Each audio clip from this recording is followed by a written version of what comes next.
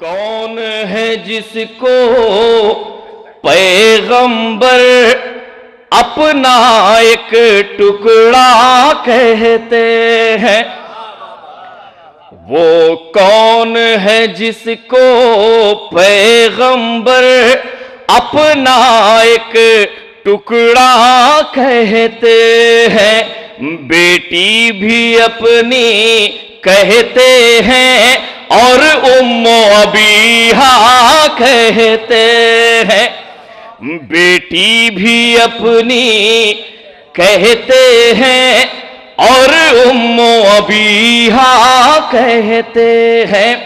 अजमत के मनारे हैं जितने देते हैं सलामी अहमद को। अजमत के मनारे हैं जितने देते हैं सलामी अहमद को। अहमद का सलाम आए जिस पर हम उसको ज़हरा कहते हैं। नवाजी नवाजी। अहमद का सलाम आए जिस पर हम उसको ज़हरा कहते हैं। हज़रात एक मतलब 3-4